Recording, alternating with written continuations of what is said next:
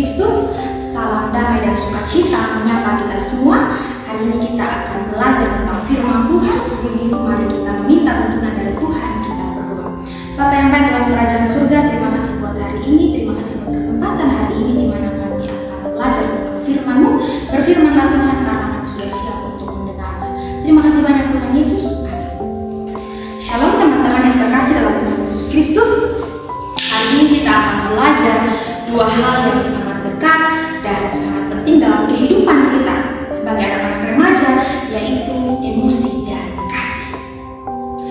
Teman-teman, dalam kita menjalani hidup tentunya kita pernah marah, kita pernah kesal, kita pernah tersinggung entah karena berbagai hal yang terjadi dalam kehidupan kita. Namun firman Tuhan hari ini mau mengajak kita supaya kita menjadi generasi yang dikuasai oleh kasih, bukan oleh emosi. Firman Tuhan yang datang pada kita hari ini terambil dari 1 Yohanes 4 ayat yang ke-7 hingga ayat yang ke-8. Firman Tuhan katakan, saudara-saudaraku yang kekasih, marilah kita saling mengasihi, sebab kasih itu berasal dari Allah. Dan setiap orang yang mengasihi lahir dari Allah dan mengenal Allah. Barang siapa tidak mengasihi, ia tidak mengenal Allah, sebab Allah adalah kasih. Demikianlah pembacaan firman Tuhan kita hari ini. Berbahagialah setiap kita yang tidak hanya membaca dan mendengarkan, tetapi dengan tuntunan Roh Kudus kita dimampukan untuk kita melakukannya dalam kehidupan kita hari lepas hari. Teman-teman, seperti dalam ayat bacaan kita hari ini terambil dari 1 Yohanes 4 ayat 7 hingga ayat ke-8, di mana surat yang 1 Yohanes ini ditulis kepada jemaat yang di mana mereka sedang menghadapi yang namanya ajaran sesat atau ajaran-ajaran yang salah, dan di mana Yohanes ini menegaskan bahwa seseorang yang mengenal Allah, dia akan hidup memancarkan kasih karena Allah adalah kasih. Mari kita melihat tiga kebenaran dalam 1 Yohanes 4 ayat ke-7 hingga ayat ke-8. Yang pertama yaitu kasih itu berasal dari Allah. Firman Tuhan berkata seperti ini, marilah kita saling mengasihi sebab kasih itu berasal dari Allah. Teman-teman, kasih yang sejati itu bukan sekedar buat kita. Kalau kita lagi senang, kita punya kasih. Kalau kita tidak senang, kita tidak punya kasih. Kasih yang sejati tidak seperti itu. Kasih yang sejati itu selalu ada bagaimanapun keadaan kita. Nah, teman-teman, kasih yang dimaksud di sini adalah kasih agape. Nah, teman-teman tahu tidak? Kasih agape adalah kasih tanpa syarat, kasih yang memiliki kedudukan paling tertinggi, dan inilah yang dinamakan kasih Allah. Teman-teman bisa membayangkan saja, seperti matahari, meskipun dia tertutup awan yang begitu tebal, dia akan tetap memancarkan dia punya sinar. Itu pun dengan kasih Allah kepada kita, tidak ditentukan oleh keadaan kita. Dan ketika kita dekat sama Tuhan, maka hidup kita dengan sendirinya akan memancarkan kasih. Yang kedua yaitu kasih adalah bukti bahwa kita mengenal Allah. Firman Tuhan katakan seperti ini, setiap orang yang mengasihi lahir dari Allah dan mengenal Allah. Nah, teman-teman, dalam ayat ini mengatakan bahwa lahir dari Allah ini merujuk pada hidup baru yang telah diperbarui oleh Roh Kudus, dan ada kata mengenal Allah.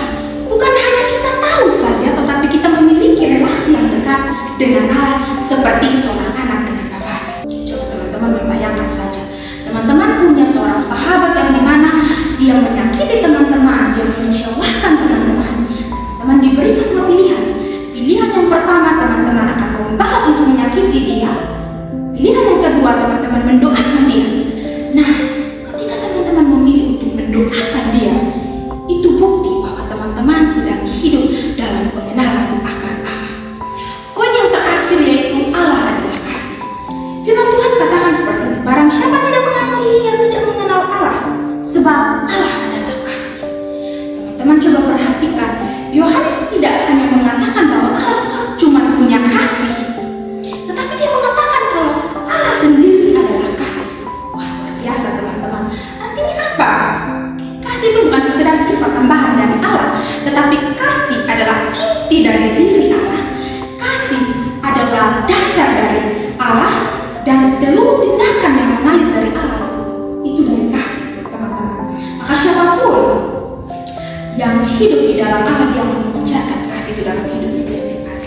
Jadi teman-teman, saat kita memiliki kasih dalam hidup kita, tentunya hidup kita akan menjadi lebih tenang, hidup kita akan menjadi lebih tentram, dan tentunya damai sejahtera akan selalu ada dalam diri kita. jernih, tentu dia akan mengalir dari sumber yang bersih atau yang jernih juga, atau mengalir dari mata air yang bersih. Begitu juga dengan hati kita. Kalau hati kita dekat dengan Tuhan, maka percaya hidup kita akan memancarkan kasih dalam hidup kita setiap hari. Nah, teman-teman, di dalam 1 Yohanes 4 ayat 7 dan ayat 8 kita bisa belajar bahwa kasih sejati itu dia berasal dari Allah. Kasih adalah bukti bahwa kita mengenal Allah, dan karena Allah adalah kasih, kita sebagai remaja-remaja Kristen kita dipanggil untuk kita memancarkan kasih dalam kehidupan kita setiap hari. Teman-teman, mulai hari ini seterusnya, mari kita sebagai remaja-remaja Kristen kita hidup dalam kasih, bukan hidup dalam emosi. Kita bisa melakukannya dari hal-hal yang kecil, tidak perlu langsung hal-hal yang besar.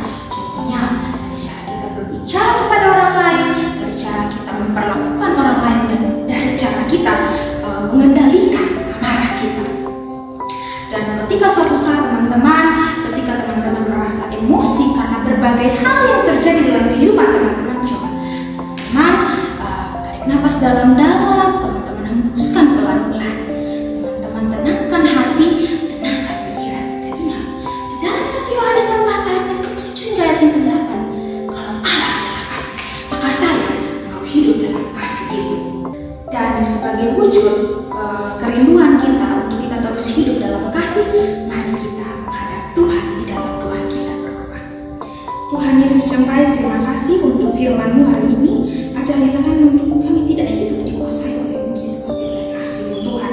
Ubahlah hati kami supaya kami menjadi anak yang lebih sabar, lemah lembut, dan mau mengampuni sesama. Pakailah hidup kami Tuhan supaya orang lain bisa melihat Kristus melalui sikap dan perkataan kami.